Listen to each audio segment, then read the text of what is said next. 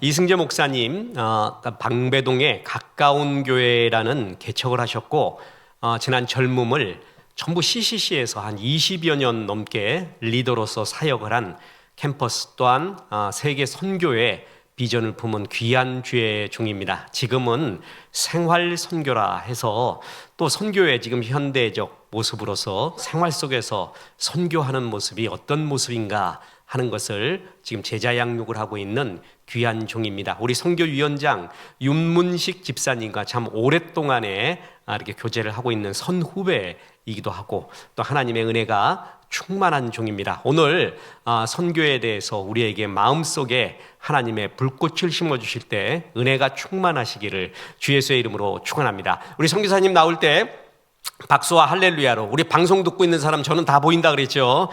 박수와 할렐루야로 축복하겠습니다. 할렐루야. 예, 감사합니다. 지금 이제 수요 예배가 다 없어지는 추세인데, 그래서 이 교회에서는 수요 예배를 같이 이렇게 특별히 선교하는 이런 중요한 만남까지 준비해 주시고 너무 감사하고요. 뜻깊다 생각합니다. 저는 이제 다른 교회를 빌려서 예배를 드려서 수요 예배 못 드리거든요. 그래서 저희 교회는 못 나가고 오늘 이 교회에 온 게 굉장히 영광스럽고 감사한 시간입니다. 강의에 들어가기 전에 박정불 선교사님 제가 개인적으로도 알고 필리핀에서 제가 3년 동안 선교하면서 살아봤기 때문에 필리핀 선교가 굉장히 중요하다는 말씀을 먼저 드리고 싶습니다. 필리핀은 겉에서 볼 때는 선교가 되게 쉽고 사람들이 되게 프렌들리하고 영어 조금 하고 한국 사람 가면 되게 좋아하고 금방 부흥되는 것 같습니다. 근데 선교사가 떠나게 되면 교회가 다시 없어지고 이런 좀 어려움들이 많이 반복되는데요. 그럼에도 불구하고 수많은 선교사님들이 필리핀에 씨를 심어놔서 이게 이제 어떻게 열매를 맺게 됐냐면 필리핀 복음화 정도가 아니라 제가 이제 저는 세계 선교 동향을 많이 봤던 이제 선교구에 이제 선교국장을 했던 사람이고 이제 선교 한국 대회 조직위원장을 2년 동안 하면서 38개 선교단체의 총회장을 한 2년 정도 해본 적이 있습니다. 그때 많은 통계를 보게 됐는데요. 이슬람권의 두바이라든지 이런 UAE, 아랍에미리트 같은 곳에 한국 선교사님, 외국 선교사님이 가서 선교를 못 합니다. 그래서 어떻게 선교를 하냐면 성경책을 일부러 가져가서 화장실에 두고 나오세요. 잊어버리는 거예요. 성경책 잊어버리기 운동 이런 거 합니다. 그럼 누군가 성경책 주워서 주인 찾다가 읽어보면은 예수님 만나도록 정말로 드러나면 안 되기 때문에 소극적으로 선교를 하거든요. 그래서 10년, 20년 동안 그런 이슬람권에 살면서 야, 내가 여기서 이렇게 선교를 하고 제자도 하나도 못 낳았는데 이런 선교가 필요하나 이러고 말았는데 어느 날 청소년들이 예수 믿는 청소년들이나 초등학생들이 많이 나오는 거예요. 그래서 누가 얘네들한테 복음을 전했지? 아무리 선교사를 조사해도 안 나왔는데 누가 복음을 전했냐면 아랍에미리트라든지 두바이라든지 이런 데에 필리핀의 어머니들이 가정부로 가서 가정부 생활하면서 애들한테 복음을 전한 겁니다. 그래서 이 하나님의 사역에 우리가 개인적으로 전략을 짜서 필리핀의 아주머니들에게 복음 전해서 그들이 복음 들고 이게 아랍권으로 선교사를 가야지 이렇게 전략 짠 사람 아무도 없습니다. 우리는 나름대로 다 복음을 전한다고 생각하고 필리핀 사람은 빨리 복음 전해서 금방 잊어버리는 사람인 줄 알았는데 그렇게 하나님께서 열매를 맺게 해주셔서 선교사님들이 이렇게 선교학 박사가 돼서도 할 수 없던 일들을 하나님께서 하셨던 그런 곳입니다. 그래서 여러분 이제 필리핀 선교를 이제 시작하시고 같이 연결되고 하시는데 필리핀 땅만 볼 게 아니라 필리핀 사람들이 갖고 있는 세계적인 그 국제적 감각 다 영어를 다 잘하기 때문에 그리고 거기 3,500개 언어가 있습니다. 필리핀에. 그래서 서로 간에 언어가 얼마나 많은지 그러니까 그 국제 감각이 굉장히 뛰어나거든요. 빨리 배우고요. 네, 그런 부분들을 좀 보시면서 필리핀에 투자하는 것은 단순한 필리핀 투자가 아니라 세계 선교에 투자한다 이런 마음을 갖고 많이 도와주시고 기도해 주셨으면 감사하겠습니다. 저는 오늘 좀 강의실로 가기 때문에 좀 이렇게 마이크를 들고 좀 밑에 내려가서 하겠습니다. 제가 신학생들한테 8시간 하는 거를 여러분 1시간 10분에 줄여서 하도록 하겠습니다. PPT 잠깐 보여주시겠어요? 예. 제목은 살아계신 하나님은 선교하신 하나님이십니다. 여러분 설교하기가 굉장히 어려운 데가 있습니다. 저는 8만 명 앞에서 설교도 해봤고요. 중학생 2명 앞에도 설교했습니다. 어디가 설교하기 더 어려울 것 같습니까? 아니, 예배당 큰데 이렇게 뜨문뜨문 앉은 여러분 앞에 설교하기 어렵습니다. 그러니까 여러분 반응도 많이 해주시고 해주셔야 저희 강의가 좀 재밌을 것 같습니다. 자, 그래서 제가 질문 하나 준비했습니다. 성경에서 가장 핵심이 되는 한 구절을 고른다면 어떤 구절이 있을까요? 예, 요한복음 3장 16절이요. 예, 모태신앙이시죠. 예. 그래서 제가 5다지 선다형을 좀 준비해봤거든요. 자, 첫 번째, 태초에 하나님이 천지를 창조하시니라. 어떤 분은 이 창세기 1장 1절을 믿게 되니까 성경이 다 믿어지더래요. 왜냐하면 창세기 1장 1절이 가장 중요하다. 현재 주일학교 오래 다니신 분 같은 경우는 하나님 세상을 이처럼 사랑하사 독생자 예수 그리스도를 주셨으니, 요한복음 3장 16절 말씀에 신구약을 쫙 짜서 하나 엑기스를 만들면 저 구절이 나올 것이다. 저도 그렇게 들었던 기억이 납니다. 그래도 오늘 선교하는 날이니까 아마 3번 마태복음 28장 19절 말씀, 모든 족속으로 제자를 삼으라는 말씀이 예수님의 마지막 유언이 가장 중요하지 않을까 이렇게 생각할 수 있습니다. 그리고 이제 4번 땅의 모든 족속이 너로 말미암아 복을 얻을 것이다 하고 아브라함에게 주셨던 복, 그것이 창세기 12장 3절 이 또 가장 중요하지 않을까. 5번은 이제 유다가 목매달아 죽었다. 이거 그냥 넣어봤습니다. 자, 한번 손 들어보겠습니다. 1번이 가장 중요하다. 괜찮습니다. 예, 좋습니다. 두 분. 2번이 가장 중요하다. 예, 하나, 둘, 셋, 넷, 다섯, 여섯, 일곱, 여덟 번. 예, 좋습니다. 담임 목사님이 들으시니까 쫙 뒤에 따라 들읍니다. 3번. 그래서 예, 두 분 나왔습니다. 이게 세계 선교 제자 훈련 받으신 분들은 다 4번 손 들어보겠습니다. 예, 한 번 나왔습니다. 5번은 안 들겠습니다. 5번은 신천지일 가능성이 있어서 안 들겠습니다. 정답은 4번이 되겠습니다. 예, 한 번 맞추셨어요. 이따가 담임 목사님들 상품 좀 이렇게 받으시면 좋겠습니다. 자, 저는 드릴 수는 없고요. 자, 이러면 땅의 모든 족속이 너를 말미암아 복을 받을 거라는 그 아브라함이 주신 약속이 왜 성경의 중심 구절이야? 저 사람은 신학교 어디에 나왔지? 이렇게 조사해 볼 수 있습니다. 근데 이건 제가 한 얘기가 아니고요. 존 스토트라는 박사님이 계십니다. 이분은 결혼도 안 하시고 하나님 말씀과 결혼해서 사신 분입니다. 이분은 영국 분인데 영어보다도 헬라어 히브리어를 더 잘하신다고 합니다. 늘 말씀만 갖고 사셔서 평생 조그만 교회 목회하시며 책을 쓰시고 그랬는데, 이분이 쓴 책은 존 스토트 박사님은요, 이게 보수, 진보 상관없이 좋아합니다. 말씀을 갖고 왔기 때문에. 근데 이분은 선교사 생활을 한 번도 안 해보신 분이 어느 날 성경책을 전체를 요약해서 쓰시면서 쓰신 제목이 오늘 설교 제목인데, 살아계신 하나님은 선교하신 하나님이다라는 제목을 갖고 글을 쓰셨습니다. 저는 관심 있으니까 얼른 영어로 됐지만 먼저 읽어보게 됐죠. 거기에 뭐라냐면, 여러분 성경책에 여러 구절이 있지만 분수령을 이루는 구절이 있습니다. 그건 창세기 12장 3절입니다. 왜냐하면 창세기 1장서부터 11장 끝단까지 바벨탑 사건까지는 왜 하나님이 이스라엘 민족을 선택하게 됐는지를 설명하는 프롤로그 같은 얘기고, 창세기 12장 1절에서 3절까지 아브라함을 선택하셔서 아브라함을 통해서 모든 족속의 복을 받아 가는 과정을 창세기 12장 3절부터 그 위에 계시록까지 적어놓은 것이 성경입니다. 그래서 하나님은 선교하신 하나님이십니다. 이렇게 성경 부르셨더라고요. 야, 그래서 또 대가는 다른 것 같아요. 물론 성경은 창세기 1장 1절도 주고 3장 16절도 되게 요한복음 3장 16절도 중요한 구절입니다. 근데 선교의 관점을 볼 때 창세기 12장 3절은 그렇게 분수령을 이루는 구절이라고 말씀드리고 싶습니다. 그래서 이 부분을 가지고 여러분과 좀 오늘 나눠보겠습니다. 자, 창조입니다. 전 조금 이따 간증을 하겠지만, 중간에 시간 있으면 하겠지만, 저희 어머님이 스님이시고 저는 이제 5대 독자로 태어나서 전혀 복음을 알지 못하고 어렸을 때 절에만 다녔던 사람입니다. 그러다가 대학교 가서 예수님을 처음 만나게 되거든요. 교회 다녀본 적 없던 사람이. 그래서 성경을 보는 관점이, 제 아내는 4대째 믿는 집안의 모태신앙인데 저보고 좀 이상하게 본다는 거예요. 그게 이제 모태신앙은 읽다가 그냥 아멘 이렇게 믿으면 되는데, 저는 하나님께 질문을 굉장히 많이 하거든요. 그래서 창세기에서부터 읽다가 이제 여러 가지 의문이나 제가 묵상한 것들이 좀 있습니다. 그게 이제 선교역 좀 관련됐는데요. 창세기를 읽다 보면은 1장, 2장을 읽어보면은 타락하기 전에 인간이 얼마나 행복했을까를 생각해 봤습니다. 여러분, 하나님도 감정에 있는 거 아시죠? 기쁨도 있고 슬픔도 있고 분노도 있으시고 다 있으십니다. 근데 그걸, 왜냐하면 우리가 그것을 느낄 수 있다는 건 하나님이 그걸 우리에게 심어 놓으셔서 그런데, 하나님 블리스 가든, 에덴 동산이라는 뜻은 기쁨의 동산이라는 뜻입니다. 그러니까 하나님이 천지를 창조하시고 에덴 동산을 창조할 때 늘 그 마음을 두시면 굉장히 기쁜, 그리고 그게 나중에 이제 예루살렘으로 하나님 바뀌어서 거기 생각하실 때마다 즐겁고 행복한 곳이 됩니다. 하나님께서 에덴 동산을 만드셨을 때 굉장히 행복하셨고, 그리고 우리에게도 행복을 주셨을 텐데, 아까 행복이라는 찬양을 했는데, 행복의 조건을 제가 생각해 보면서 창세기 1장하고 2장을 여러분 묵상해 봤습니다. 여러분, 행복을 하려면 우리가 가장 먼저 조건이 뭐냐면 의식주가 해결돼야 됩니다. 의식주. 여러분, 아담과 하와가 옷을 입었을까 안 입었을까요? 크게 좀 얘기해 주시면 제가 힘이 나겠어요. 입었을까 안 입었을까요? 예, 안 입었죠. 그래서 벌거벗었으나 부끄럽지 않다고 그러죠. 근데 저는 뭔가를 입었다고 생각합니다. 우리가 생각하는 옷은 아닌데, 그게 이제 시편을 읽다 보니까 의와 존귀로 관을 내게 씌우셨나이다 구절을 보면서, 창세기에 선악과를 먹기 전에 하나님의 형상 때문에 의와 존귀로 관을 입었었구나. 그래서 벗었으나 부끄럽지 않았으나 선악과를 먹음으로 그 의와 존귀가 떠나면 말미암아 내가 부끄러움을 느꼈구나. 그리고 해필이면 이제 치마를 입잖아요.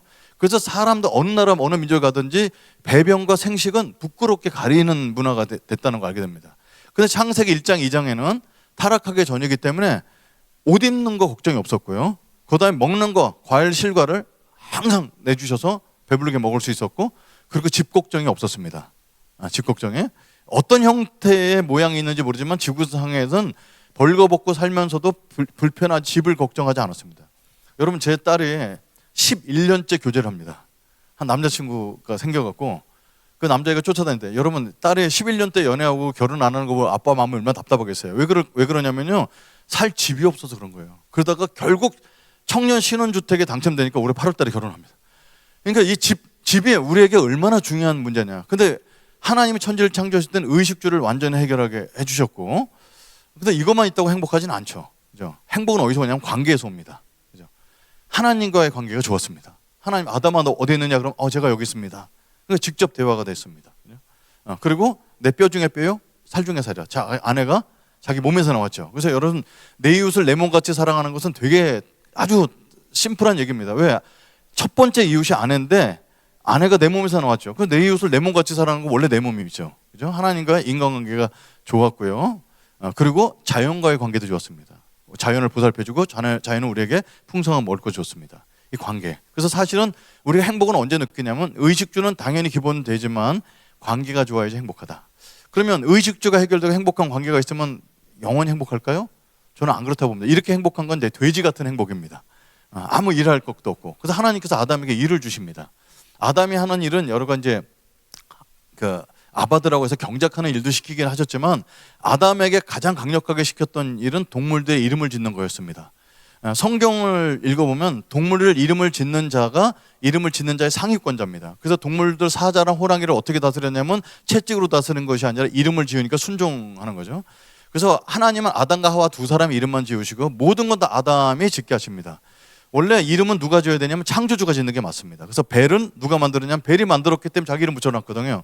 근데 하나님이 만드시고 그거를 아담에게 이름을 짓게 하십니다. 그래서 아담이 큰 광명, 작은 광명도 해, 달, 별 이름을 다 붙이면서 다스리는 거죠. 근데 선악과를 먹어서 이건 이제 권세를 잊어버리니까 둘째 아담인 예수 그리스도께서 오셔서 예수 그리스도 그 이름 앞에 모든 만물을 무릎 꿇히는 것이 성경의 전 큰 그림이라고 좀 읽게 되었습니다. 그래서 아담은 이름을 계속 짓는 거죠. 근데 이 이름 짓는 게 피곤하지가 않았어요. 여러분, 이게 하루에 16종씩 곤충이 멸망당하는 거 아세요? 멸종당하는 거? 계속 멸종당하고 있습니다. 어젯밤 하룻밤 자고 일어났는데 곤충이 16종이 멸종당해요. 잠자리가 지금 1700종인가 있다는데 원래는 20만 종 가까이 있었다고 하더라고요. 그렇게 멸종당하고 있는 거예요. 그러니까 원래 하나님이 천지를 창조했을 때 얼마나 많은 동식물들이 노아 홍수 이전에 있었는지를 우리가 상상할 수가 없을 정도 많은데, 그것을 아담이 이름을 짓는 거죠. 그러니까 아담은 IQ가 굉장히 좋았던 사람이고 동물의 생태계와 모양을 보고서 이름을 딱딱딱 지어냈는데, 하나님께서 그에게 동물들 지나가게 하면서 아담이 어떻게 이름 짓나 보시려고 하셔서 아담이 이름을 짓는데, 이름을 짓는 족족 자기가 다스리는 게 됩니다. 그래서 저는 아담이 했던 노동을 이름을 붙이자면, 어떤 책에도 안 나와서 제가 붙인 이름이 통치노동. 노동은 원래 있었다. 근데 하나님이 원래 다스리는 걸 우리에게 위임해서 우리가 통치를 한다. 그래서 통치노동입니다. 통치노동은 피곤하지가 않았습니다. 먹고 살기 위해서 한 것이 아니었으니까. 제가 상상을 해봤어요. 여러분, 만약에 이 강남 땅이 이렇게 개발되기 전에 강남 땅에 개발될 거 알았어요, 제가 만약에. 그리고 대통령께서 나보고, 야, 너 가서 동 이름 붙이는 대로 줄게. 그럼 제가 피곤할까요? 안 피곤하죠. 동 이름 뭐 다 붙이면 논현동, 무슨 동, 신사동 다 이름 붙이면 내 땅 되니까. 그렇게 이제 모든 걸 다스리는 권세를 가졌죠. 그래서 자기가 이 땅에 존재해야 될 이유도 알게 됐고, 관계도 좋았고, 의식주가 해결된 채로 아름답게 하나님께서 천지를 창조하셨다고 봅니다. 근데 선악과가 들어옵니다. 선악과는 이렇게 보다시피 무슨 과일 이름은 아니고요. 갖고 있는 개념은 하나님이 나의 주인이시고 나는 그의 피조물이다. 그게 자다크의 관계인데, 내가 나도 왕이 되겠다고 해서 스스로 왕 되고자 하는 것이 선악과의 가장 핵심입니다. 자, 그래서 선악과를 먹었더니 왕 됐나요? 왕 되긴 됐죠. 나도 왕, 내 아내도 왕, 내 옆에 사람도 왕, 다 서로 왕이니까 아비규환이 됩니다. 근데 이거를 저는 처음에 성경을 읽을 때 그 선악과를 먹어서 영적으로 죽어서 지옥 가구나 이렇게 생각했어요. 근데 성경을 읽고 읽을수록 우리의 삶에 들어온 사망은 모든 영역의 역기능이라는 걸 알게 됩니다. 그래서 사망에 대해서 제가 좀 연구를 했습니다. 아주 굵고 짧게. 사망은 뭘까요? 영원한 생명을 잃어버린 거 맞습니다. 죽은 다음에 지옥 가고 영적인 세계에 대해서 알지 못하고 이게 사망입니다.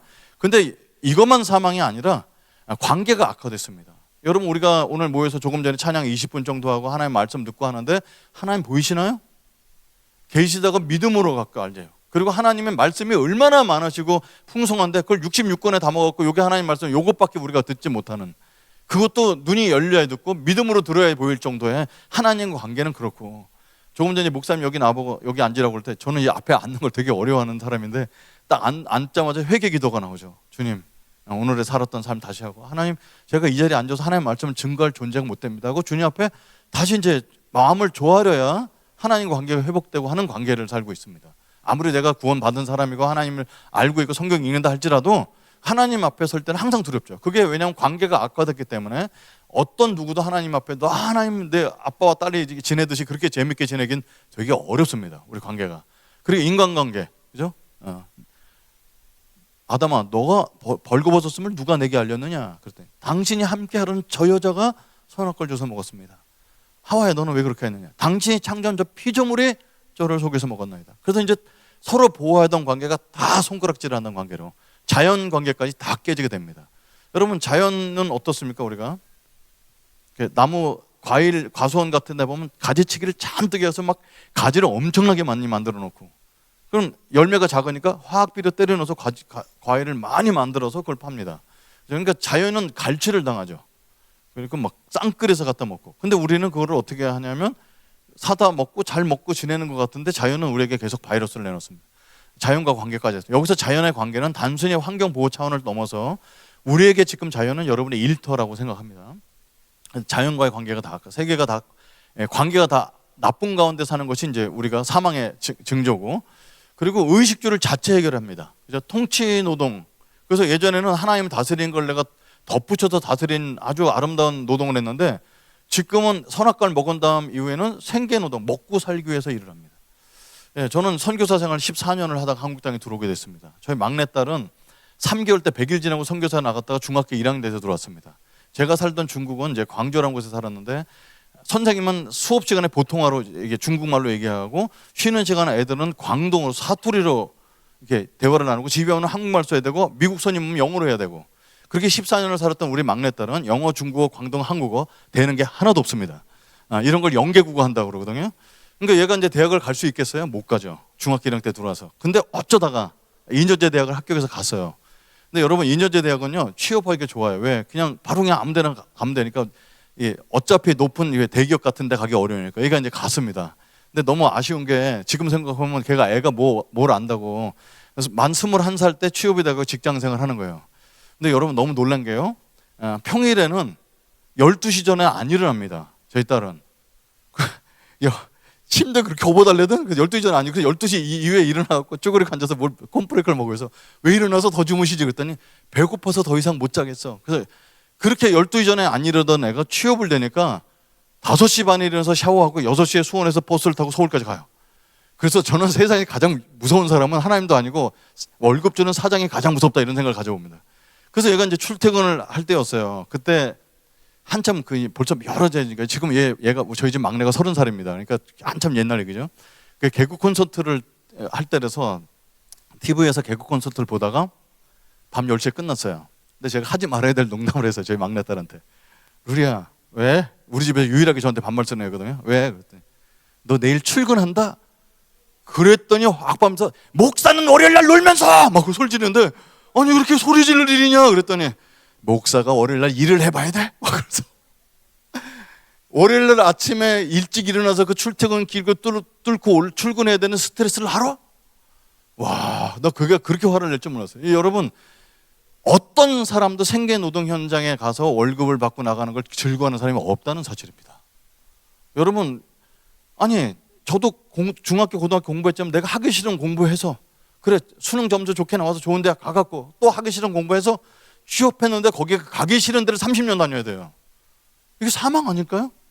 그래서 저는 의식주를 자체를 해결했던 통치노동에서 생계노동으로 바뀐 문제, 지구 생명을 2050년으로 보는 학자들이 많습니다. 책도 많이 나왔고.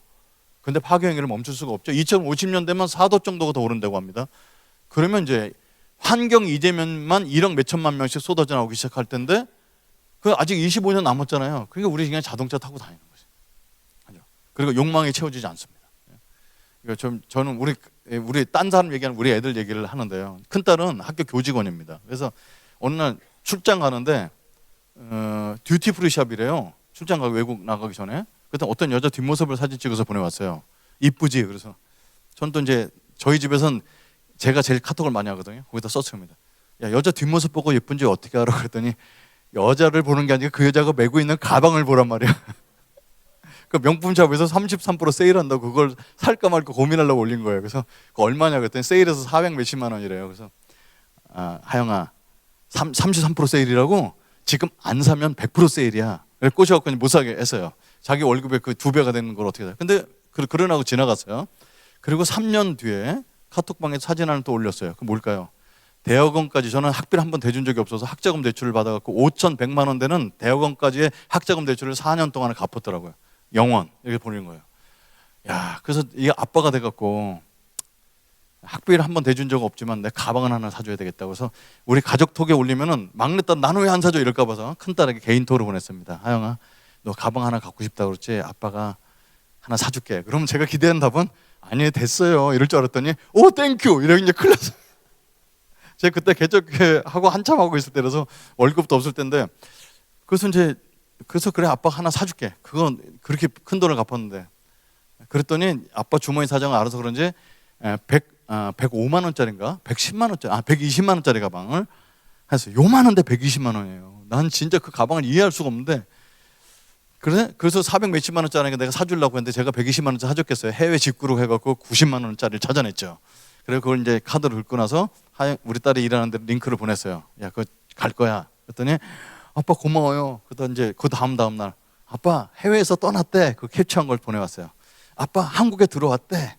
아빠 우체국에 떠났대. 주님 오셔지. 그 주님을 기다리듯이 날마다 가방을 기다리는 걔를 보고 와 이럴 수가 있냐. 그래서 그 가방을 받아갖고 사진을 셀카를 찍어서 저한테 보냈는데요. 제가 걔를 30년 키워봤지만 그렇게 성령 충만한 얼굴은 본 적이 없습니다. 그 가방이 뭐라고. 그래서 이제 주일날 주일날 교회에서 우리 가족은 교회에서 보는 게 전부니까. 근데 왔는데 가방을 안 들고 왔어요. 그래서 가방 왜 안 들고 왔냐? 그랬더니 그 가방에 맞는 구두가 없어. 여기까지만 하려고 합니다. 저는 우리 딸이 그렇게 뭘 명품을 밝히고 뭐 없고 이런 스타일의 애는 아니라고 합니다. 근데 이제 같이 직장 다니는 사람들이 하도 들고 다니니까 하나 정도 있으려고 구색을 맞췄다고 보는데 그러면 다시는 가방을 안 봐야 되는데 또 가방 봅니다. 이게 저는 이제 그게 이제 한국 사람이나 여성들이 갖고 있는 쇼핑에 갖고 있는 대표적 욕망이라고 생각하지만 사실은 우리 욕망은 채워지지가 않습니다. 아무리 갖다 놓아도 채워지지 않는. 이게 사망이에요. 왜? 만족감이 없기 때문에 그런 거예요. 만족감이 없기 때문에. 그래서 저는 로마서 5장에 나오는 사망이 왕노릇한다는 것을 한 겁니다. 우리 삶의 전영역에 사망이 왕노릇합니다. 죽은 다음에 지옥 가는 정도가 사망이 아니라 우리 삶의 전영역에 사망이 들어요. 이게 가장 첫 번째 중요한 개념입니다. 그러면 사망이 이런 것이라면 우리 삶에 전체 들어온 것이 사망이라면 구원이란 무엇일까?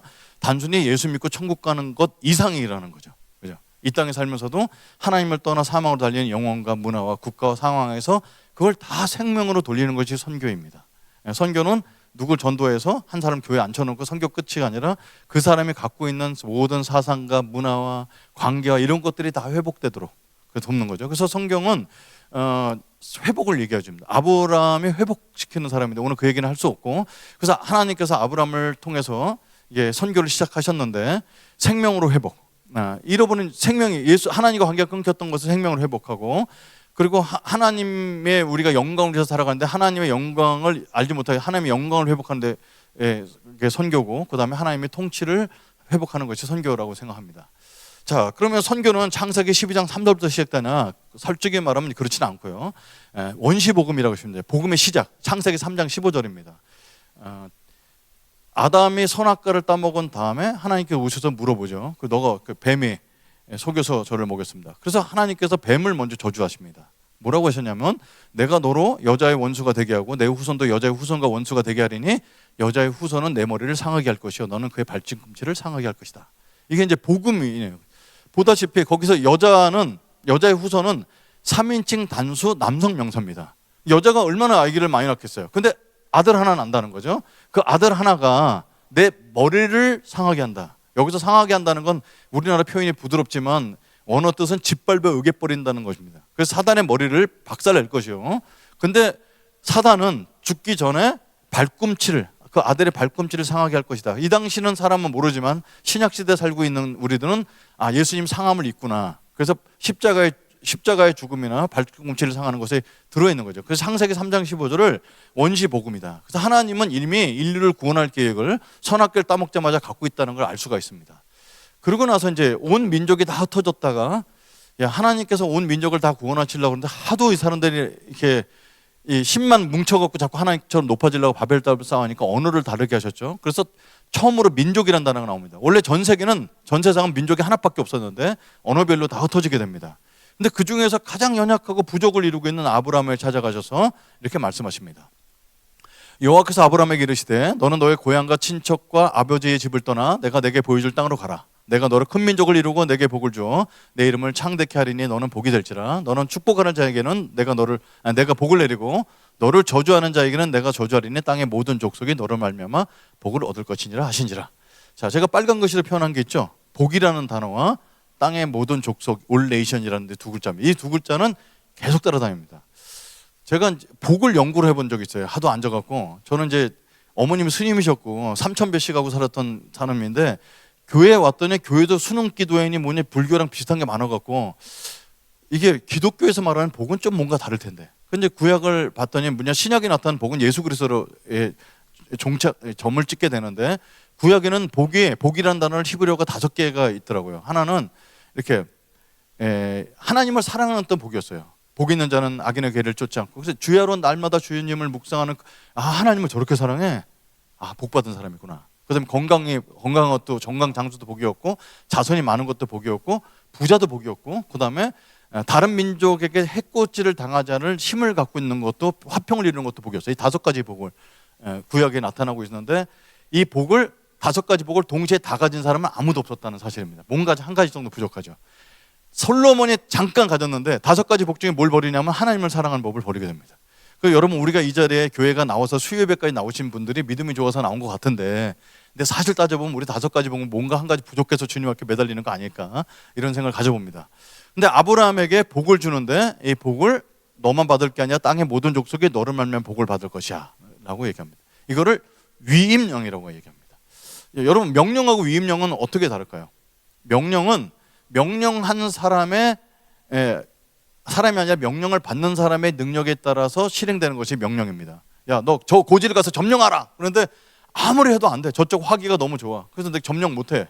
그럼 명령에 불순종한 게 아니라 최선을 다했지만 명령이 안 이루어졌죠. 근데 위임령은 명령을 준 사람의 능력에 따라 되는 거예요. 그래서 아브라함에게 모든 족속이 전 세계에 복음을 증거하게 될 것은 아브라함의 능력이 따라 아니라 너 그냥 순종만 하면 돼. 이건 내가 할 거니까. 그게 위임령입니다. 그래서 선교는 위임령이라는 거죠. 그래서 명령이 아니라 약속이다 이런 표현을. 제가 선교지로 가게 될 때 가장 위로가 됐던 말씀이 저거였어요. 선교는 명령이야. 그러면 순종해야 돼 이렇게 가는데 명령이 아니라 약속이야. 그냥 순종만 하면 내가 이루는 거야. 그죠? 그래서 인간이 주도할 과업이 아니라 하나님이 완성할 계획이라는 것이 선교의 가장 중요한 핵심입니다. 자, 저는 이제 중국 땅에서 선교를 하다가 캠퍼스 사역을 했는데 한 대학이 갑자기 부흥이 됐어요. 이게 젊은이 사역은 조금 몇 명 이렇게 들어가는 게 아니라 이렇게 좀 확 듭니다. 그래서 이제 10몇 명씩 있다가 60명씩 미어 터져 들어오는데 여러분 우리가 알죠. 이렇게 지금도 마치 더 힘들겠지만 이렇게 다 숨어서 예배 드리고 이럴 때니까 스티로폴로 유리창 다 막고 한 명씩 들어서 예배 드리는데 이게 너무 많아지니까 제가 벽에 기댔는데 내 첫 줄에 앉는 애 얼굴이 여기 있는 거예요. 하도 땡겨갖고. 그렇게 이거 굉장히 여러분 기쁜 거죠. 기타 하나 없이 오선지도 없는 걸 갖다 가사만 갖고 찬양하는 그 아이들이 그렇게 부흥되는 건 너무 기쁨인데 어느 날 갑자기 누가 발로 꽝 발을 차고 들어오는 거예요. 문을 보니까 공안이 들어옵니다. 공안이 첫 번째 들어와서 공안이 하는 역할은 뭐냐면 이 모임은 불법 집회다 이거 선전포고를 합니다. 두 번째 공안은 비디오 갖고 찍으면서 자료를 남깁니다. 우리 애들 한 60명 끌고 나가는데 바깥 공안이 한 50명 와 있습니다. 그거 다 끌고 나가고 저는 말 더듬거리는 외국인이라고 이게 반 거짓말 아닌 거짓말 비슷하게 하고 저는 빨리 나오게 되고 애들은 다 끌려가게 됩니다. 여러분 그렇게 됐는데 제 마음에 이게 양을 버리고 도망친 삭군이잖아요. 그 사람들 외국인이 껴있으면 복잡하니까 그냥 저를 그 당시에 놔준 것 같은데 저희 이제 어떤 폴로시가 있냐면 보안 사고가 난 데는 6개월 동안 전화 연락 안 하고 다 전화번호 바꾸고 가지 않습니다. 그게 폴로시예요. 우리의. 그래서 이제 정책인데 애들은 공안에 끌려갔다 이틀 동안 공항에 있다 풀려났다는 소식은 들었는데 다시는 종교 활동하지 않는다는 사인을 받고 풀려났다는 얘기를 듣게 됩니다. 그리고 집에 앉아서 있다가 하나님, 내가 이 대학에 복음화되면 이 대학의 애들이 옆에 대학 가서 이렇게 대학 중국의 1100개 대학을 리스트를 다 짜놓고 1100개 대학이 복음화되는 걸 보려고 하는데 왜 이제 부흥된데 이렇게 공안에 잡혀가게 하셨나요? 하나님 답이 없죠. 그래서 이제 그 대학을 물리치고 딴 대학에 조금씩 사역하고 이랬을 때였는데 5개월쯤 됐는데 한 친구한테 문자가 왔어요. 나 누구라고. 모르는 핸드폰이죠. 다 바꿨으니까. 그 맥도날드에서 만나자는 거예요. 그래서 조심스럽게 가봤더니 그 옛날 때 학생 60명 모이던 게 리더 되는 남학생이에요. 그러더니 그동안 나보고 어떻게 지냈냐. 오히려 나를 위로해 주는 거예요. 그들은 내가 케어하지 못했던 내가 너무 미안한데 근데 제가 한 달에 10만 원씩 방값을 내고 애들이 모여 있었거든요. 근데 다 끊어졌으니까 애들 다 흩어졌죠. 근데 방이 없어서 자기네들끼리 돈을 모아서 300원짜리 방, 1000원짜리 방을 못하니까 300원짜리 방에 해서 모임을 갖고 있다는 거예요. 그 300원 너희도 어떻게 났냐 그랬더니 점심은 다 금식하고 영어 번역하고 해갖고 300원씩 내는 거예요. 그 애들이. 그 당시에 뭐 애들 점심 도시락이 1원이었으니까 300원이면 나름대로 큰 돈이었습니다. 그래서 이제 그 밤에 다보고 말씀 전해달라서 갔는데 엘리베이터도 없는 7층 꼭대기에 조그만 방에 한 8명 모여 있는데 그동안 예배를 5개월 동안 못 드렸다고 나보고 말씀 전해달라고 해서 앉았는데요. 눈물이 나서 말씀을 못 전하겠는 거예요. 그래서 이제 아주 한 10분 정도 예배를 드리고 내가 밥 사줄게 갔는데 애들이 고기 먹고 싶다고 해서 이제 고기를 이게 밥 먹으면서 얘기 나누는데 중국 애들이 뭐라는 줄 아세요? 이게 잡혀보니까 외국 사람을 우리가 의지하면 안 되겠다는 걸 깨달았다는 거예요. 그래서 자기네들끼리 모임하더라고요. 저는 제 생각에는 얘네들 60명, 70명, 100명 됐고 얘네들이 옆에 대학 가서 막 복음화 할 걸 꿈꿨는데 하나님은 싹 잡혀가는 걸 그냥 허락을 해주셨죠. 그중에 리더 7명을 키워놓아갖고 얘네들이 다 미국에 있는 신학교 달라스까지 PhD까지 받아갖고 지금 들어가서 중국의 어마어마한 교회 사역자들을 하고 있습니다. 제 생각은 이렇게 생각해서 왜 이게 안 됐냐고. 근데 하나님 생각은 달랐던 거죠. 여러분 선교사님들 와서 간증을 나눠보면 원래 이렇게 하려고 그러는데 안 됐다가 하나님이 이렇게 길을 열어주셔서 대부분 다 그렇습니다. 왜 그러냐면 선교는 인간이 주도할 것이 아니라 하나님이 완성할 계획이기 때문에 그렇습니다. 그래서 하나님은 이 아브라함이 주었던 약속을 반복합니다. 이삭에게 주십니다. 내 자손은 하늘의 별과 같이 번성하게 하면 이 모든 땅을 내 자손에게 주리니 내 자손으로 말미암아 천하 만민이 복을 받으리라. 그 다음에 아들 에서가 장자였지만 장자권을 야곱에게 팔았죠. 내 자손이 땅의 티끌같이 되어 내가 서쪽과 동쪽과 북쪽과 남쪽으로 퍼져갈지며 땅의 모든 족속이 너와 내 자손으로 말미암아 복을 받으리라. 똑같이 주십니다. 저 문장 구조를 70인역을 보면은 구약을 히브리어를 헬라어로 번역한 건데 그게 마태복음 28장 18절 19절 문장 구조가 똑같습니다. 근데 마태복음에는 이제 조금 이따 나누기 전에 복이라는 단어가 없어졌죠. 왜 없어졌는지 나중에 보겠습니다. 그래서 하나님께서 아브라함, 이삭, 야곱에게 언약을 3번이나 주셨던 것은 절대로 변개치 않을 약속이다 하는 겁니다. 오늘 이제 모세에게 야 모세야 너 가서 네 민족 그 종살이 하고 있으니까 애굽에서 끌어내. 그랬더니 내가 뭔데요? 그랬더니 별 얘기를 다 핑계를 대다가 나 아론이 있잖냐 가져와 순종하라고 그랬더니 모세가 하나님께 뭐라 하냐면 그러면 내 족속이 가서 당신을 누굴 만났다고 얘기하죠? 그랬더니 하나님께서 모세에게 이렇게 말씀하십니다. 하나님이 또 모세에게 이르시되 너는 이스라엘 자손에 이같이 이르기를 너희 조상의 하나님 곧 아브라함의 하나님, 이삭의 하나님, 야곱의 하나님께서 나를 너에게 보내셨다 하라. 왜 이 세 사람 이름을 냈을까요? 언약을 주셨기 때문에, 변개치 않을 언약을 주셨기 때문에 그렇습니다. 그래서 하나님의 그 아브라함을 통해서, 그리고 지금 이제 우리 이 신약에서는 우리 예수 그리스도를 믿는 사람들 다 아브라함 자손인데 우리를 통해서 모든 족속이 주님 앞에 돌아올 것을 약속 주신 건 변개치 않는 약속이라는 겁니다. 그래서 이스라엘 역할을 정리를 해보면 아주 간단합니다. 세상에 하나님의 영광을 선포하는 제사장의 역할이다 하는 거예요. 선민이 아니라 제사장의 역할이라는 거예요. 그러면 저는 어머니가 둘이셨습니다. 하나는 저를 낳아주신 어머니 스님이셨고 나중에 절에서 나오셨지만, 그리고 저를 키워주신 영적인 어머니 시영 어머니가 계셨는데 그분은 무당이셨습니다. 1년에 4번 와서 우리 집에서 구슬하시는데 아침서부터 구슬하시고 마당에 사시고 안방에 사시고 부엌에 사시고, 그리고 저녁 5시가 되면 이렇게 대문을 열어놓고 장독대에서 사람을 초대해서 하는 소위 말하는 열린 예배, 열린 구슬하십니다. 그러면 이제 사람들이 와갖고 돼지 머리에 이게 그때 북어대가리 있다가 이렇게 창호지 같은 습자지를 있는데 거기다 이름을 적는 거예요. 그래서 돼지 코에다가 10,000원짜리 꽂고 5,000원짜리 꽂은 다음에 이렇게 얘기하면은 한참 막 이렇게 기독교 용어로 방언이죠. 진원을 한참 하다가 돈을 넣으면은 이름 뭐라고? 그럼 뭐라고 거기 이름 써요. 그러면 그 사람에서 복을 한참 빌어주고 종이에다 불을 붙여서 올리면은요 이게 올라가요. 이게 물론 종이가 얇으니까 기술적으로 올리는 거죠. 그런데 제가 옆에서 보니까 10,000원 내면 10,000원어치 올리고 5,000원 내면 5,000원어치 올리더라고요. 이거 엄청나 상수로 뛰어나셨던 우리 시어머니 같아요. 근데 맨 마지막 종이는 절대로 다른 사람한테 양보를 안 합니다. 왜? 저를 위해서 복을 빌어줘야 되거든요. 그래서 다른 사람도 훨씬 더 많이 복을 빌고 제 이름 이승재 써갖고 위로 올립니다. 근데 여러분, 저는 구슬 1년에 4번씩 하도 많이 보고 자랐는데 제 이름은 불이 올라가서 떨어지질 않아요. 그래서 큰 힘을 낼 거라고 그랬어요. 그래서 지금 무당 잡는 목사 됐잖아요. 큰 힘을 내는 거죠. 그래서 저는 그렇게 돈을 버시고 우리 집뿐만 아니라 집집마다 다니면서 구슬하시고 저렇게 복채나 이런 거 다 갖고 가시니까, 야, 우리 저는 이제 수양 엄마라고 안 부르니까 시영 엄마 그러는데 시영 엄마 집은 부자일 거야. 그래서 우겨서 쫓아고 따라가 봤더니 유리창도 없는 지하방에서 진짜 찢어지게 가난하게 사시는 거예요. 벽엔 뭐 별 그림 다 있죠. 그리고 항아리 2개 있는데 항아리 하나는 쌀 점치는 거, 또 항아리 하나는 뭐가 있냐면은 못 열어보게 해요. 거기다 그동안 복채 받은 거 이런 거 다 거기다 남는 거죠. 얼마나 있냐 그랬더니 안 가르쳐 주세요. 본인도 모르신대요. 그래 돈을 이렇게 모으고 있다가 어느 날 갑자기 위에서 소리가 들린대요. 야, 그 돈 보따리에 싸라. 그럼 보따리에 다 싸갖고 택시 오면 택시 타라고. 택시가 온대요. 그럼 말죽거리 가자고 그래. 그 당시에 여기 말죽거리였죠. 말죽거리 와서 운전수한테 그 돈 다 주고 집에까지 걸어가는 신당동까지. 그래서 귀신은 그렇게 사람을 부려먹고, 이게 뭔가 이 영적인 세계는 있는 건 틀림없는데 부려먹고 절대로 안 줘요. 그래서 저는 어떤 그 제사장의 역할이라는 것은 꼭 이게 제사장이 거룩한 제사장, 무당도 제사장 일종이거든요. 신과 사람 사이 연결해주는. 그러니까 제사장의 역할은 내가 복을 받아서 잘 누리는 게 아니라 그 중간 역할하는 것을 많이 보게 됐습니다. 이스라엘의 역할은 제사장의 역할이야. 물론 너희들 복 받지.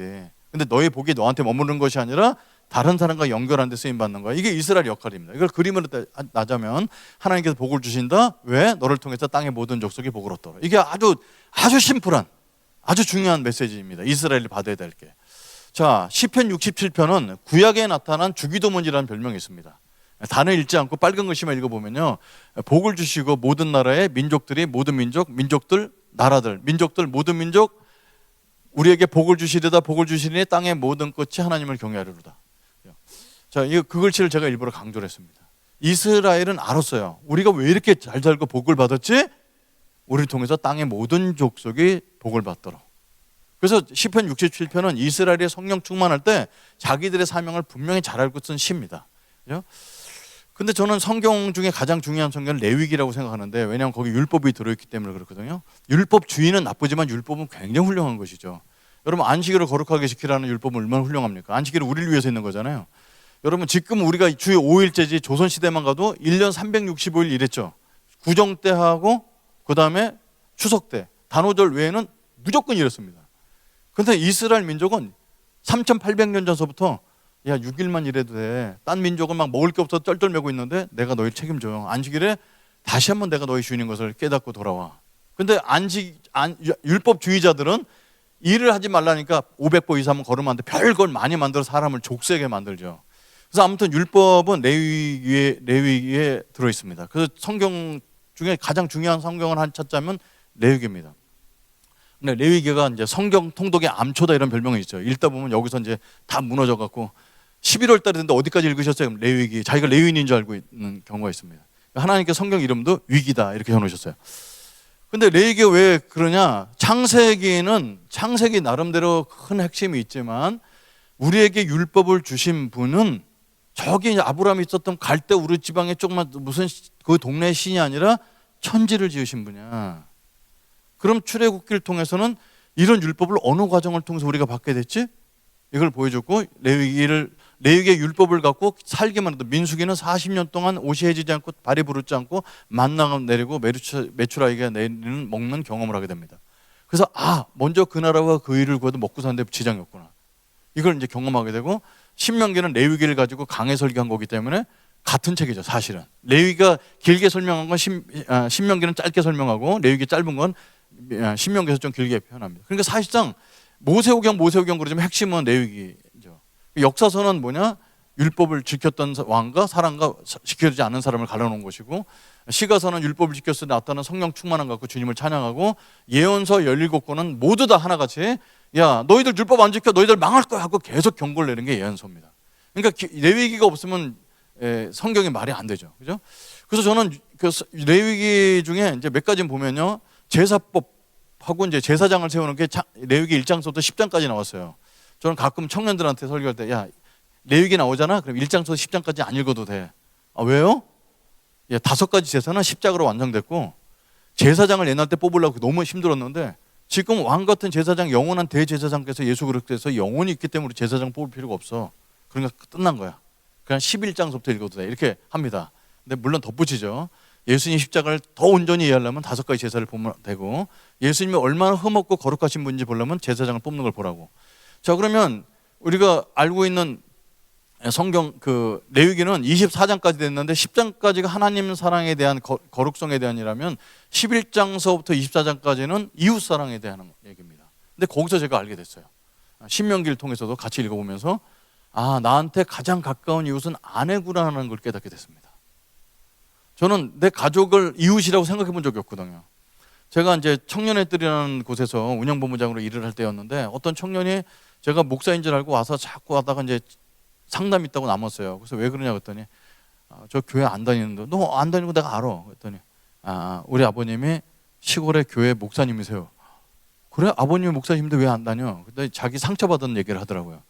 자기가 이제 고등학교 때인가 이제 1학년쯤 됐을 때 교회에서 야유 예배를 갔어요. 야유 예배를 갔는데 야유 예배 갈 때 사람들 데리고 가고 하냐고 그때 제비 뽑기를 하잖아요. 그래서 사람들마다 번호를 나눠주고 맨 마지막에 다 야유 예배 끝난 다음에 제비를 뽑아서 상을 주는 겁니다. 근데 얘는 그렇게 아버지가 집이 가난하니까 자전거 한 대 갖고 싶은데 살 형편이 안 돼서 그날 자전거가 1등 상품이기 때문에 그걸 갖게 해달라고 전날 저녁부터 기도했는데 번호를 뽑는데 럭키 세븐 7을 뽑은 거예요. 그래서 이제 계속 기도를 했어요. 그때 이제 담임 목사님 뽑으시는 거죠. 자, 3등 뽑겠습니다. 14번. 그래서 훌라후프. 자, 2등 뽑겠습니다. 37번. 그래서 스카이 콩콩. 자, 자전거 1등 뽑겠습니다. 몇 번 뽑혔을까요? 7번 나왔더니 걔가 이제 아빠! 하고 달려오는데 그 담임 목사님이 잠깐 헷갈리는 거죠. 그랬더니 갑자기 담임 목사님 어떻게 행동하셨을까요? 자, 이건 무효로 하고 다시 뽑겠습니다. 왜냐하면 그 1등상을 자기 아들이 받는 게 아니라 생각했습니다. 우리가 예전의 개념은 내 가족들을 미워하고 가족들보다 교인들을 더 사랑하는 것이 이웃사랑이라고 생각했는데, 성경을 읽어보면 가장 먼저 등장하는 것이 아내를 버리려고든 이혼증서를 써서 버려라, 그렇죠? 근데 이혼증서는 그냥 쓰는 게 아니죠. 어떨 때 이 사람한테 아내를 버릴 수 있냐면 불미스러운 일을 행하였거든. 근데 불미스러운 일을 그냥 했다고 바가지 씌울까 봐서 불미스러운 일을 장로들에게 보여서 장로들이 판단을 내리도록 했습니다. 그래서 장로들이 두 사람이 와서 불미스럽구나. 그럴 때는 이혼증서를 쓰는데, 이혼증서가 이 여자가 나쁜 사람을 쓰는 것이 아니라 사회생활에서 잘 받아줄 수 있도록 써준 거죠. 여러분 3800년 전에는 전 세계 어디나 다 근육이 없었던 여자들은 다 무시를 당했던 그 시대에 가장 무서운 것이 이혼당하는 거였어요. 이혼당하면 굶어 죽던지 창녀로 살아야 되는데, 이스라엘은 세계에서 가장 이혼하기 어려웠던 나라였던 거죠. 물론 지금에 비하면 너무 이제 여성 인권이 없지만 당시는 아니었다는 겁니다. 그래서 여기서 제가 성경을 다시 이렇게 예수님 믿고 27년 지나서 다시 정리를 하다가 제 아내를 다시 보게 됐어요. 늘 희생하고, 내가 평생 청년 사역하니까 집에 맨날 학생 데리고 가서 밥 먹이고, 만삭 됐거나 말았거나 또 20-30명 돼서 밥 먹이고 그랬는데, 아내는 기쁨으로 했지만 내가 아내한테 함부로 했구나, 이런 생각을 많이 깨닫게 됩니다. 제가 이 얘기를 제가 우리 교회 청년들에게 나누는데, 우리 교회 나서 예수 믿은 지 얼마 되지 않은 친구가 저 내일 다음 주에 교회 못 나올 것 같아요. 그래서 왜? 그랬더니 이제 이게 두 번째가 이제 여기 안 나왔구나. 왜? 그랬더니 집에 좀 다녀오게요. 그냥 갔다 오라고. 근데 왜 가는 줄 아세요? 집 나온 지 10년 돼서 아버지랑 연락 안 한 지 10년이 됐죠. 내 가장 가까운 이웃이 아내였는데 이 친구는 결혼 안 했으니까 가장 고담에 가까운 게 아버지. 부모의 관계 속에서 회복하지면 안 되겠으니까 아버지한테 가서 회복하고 오는 역사가 있었던 거예요. 자, 토지법 50년째 희인을 선포하라. 여러분 이제 지금은 우리가 다 자녀들에게 재산을 세습하고 상속세를 내고 하죠. 예전에는 모든 땅이 여호와 것이었기 때문에 사유할 수 없어서 죽으면 이제 50년째마다 희년을 선포해서 나라가 다 가져가서 다음 세대가 다시 똑같이 나눠줬어요. 아버지가 부자여도 내가 열심히 공부해야 됐고 우리 아버지처럼 알코올 중독자여서 아무것도 주지 못했어도 내가 열심히 공부하면 내 몫이 왔죠. 그래서 다음 세대에 항상 희망이 있었던 것이 희년입니다. 노예법 7년 된 무조건 놔주도록 되어 있고 7년째 땅을 쉬게 했고 소나 양의 도둑질은 2배로 변상하고 나그네를 학대하거나 억압하지 말라고 갑질하지 말라고 성경에 나와 있습니다.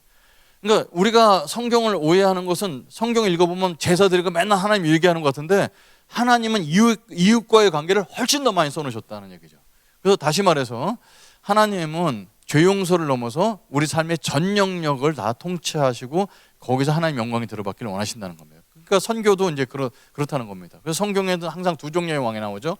다윗의 길을 갔던 왕에게 복을 주시고 여호와의 보시기에 악을 행했던 율법을 지키지 않았던 왕은 아무리 잘해도 여러분 여로보암 2세 때 북이스라엘의 그 왕 때는 문화와 경제가 얼마나 발전했는데 은시대라고 그랬어요. 솔로몬이 금시대였다면 여로보암 2세 때는 은시대였다고 그러는데 하나님은 악한왕으로 가거든요. 그게 이제 여호와 보시기에 악을 행한 왕. 경제 발전과 뭘 이룬 것과 전혀 상관없이 하나님 앞에 어떤 삶을 살았는지를 분명히 성경은 나눠주고 있습니다. 선지서도 보면은 하나님께서 이스라엘뿐만 아니라 만민의 하나님인 것을 계속해서 선포를 하십니다. 그리고 하나님의 심판도 이스라엘만 심판하시는 게 아니고 세계적인 거죠. 아모스서를 보면 이스라엘 중심으로 시계 방향으로 모든 민족에 다 심판받을 거를 얘기하고 계십니다. 이스라엘 성전을 만민이 기도하는 집, 이스라엘의 기도집이 아니라 만민의 집, 올 네이션이라고 분명히 되어 있고 여호와의 영광이 온 땅에 충만하고 물이 바다 덮음 같이 하나님이 여호와를 아는 지식이 세상에 충만할 것이고 이스라엘만 충만한 것이 아니라 그리고 바벨론에게 끌려간 데 이스라엘 사람들에게 너희는 이방인의 빛이 되라. 자기를 끌고 간 민족에게 이방의 빛이 되도록 말씀하고 계시고 땅의 끝이 구원을 본다고 말씀하고 계십니다. 그러니까 성경을 보면 확실하게 이스라엘이 알아듣게끔 나의 복은 이스라엘 민족만 있는 것이 아니라 온 세상 땅끝까지 일하는 것이 분명히 나타나죠. 그런데 이제 언제 약속이 이 하나님의 복이 성취되냐면 솔로몬 때 성취가 됩니다. 저 혼자만 읽는 게 너무 숨차서 같이 한번 읽어보도록 하겠습니다. 시작. 솔로몬 왕과 그 앞에 모인 이스라엘 회중이 그와 함께 그 궤 앞에 있어 양과 소로 제사를 지냈으니 그 수가 많아 기록할 수 없고 셀 수도 없었더라. 여러분 원래 제사 지내러 갈 때는 빈손으로 내게 보이지 말라 주께서 말씀하셨습니다. 그래서 양이나 소로 제사 지내는 게 맞아요. 근데 양이나 소를 살 돈이 없는 사람은 어떻게 할까요? 비둘기 2마리로. 예수님이 가난했는지 부자인지 알 수 있는 것은 예수님을 헌신하러 갈 때 비둘기를 사러 갑니다. 그러니까 예수님이 가난한 집이었구나 알 수 있죠. 그것도 낼 수 없는 사람들은 가루로 예배드리도록 했어요. 우리는 또 한 1,000원 정도인데 저희 교회는 다 저희 교회 최고령이 41살입니다. 그러니까 다 청년들이죠. 그래서 헌금을 꼭 가루로밖에 안 해요. 소를 드리는 사람이 아무도 없습니다. 제가 여러분 다음 주 돌아온 주일 오늘 강의를 통해서 은혜 받으시면 돌아온 주일날 소 한 마리씩은 하세요. 횡성화로 1,850만 원 되겠습니다. 그러니까 여러분 이렇게 소로 제사를 드리는 건 그 당시나 지금이나 쉬운 건 아니었는데 양과 소로 제사를 지낸 사람을 세다가 못 세는 거죠.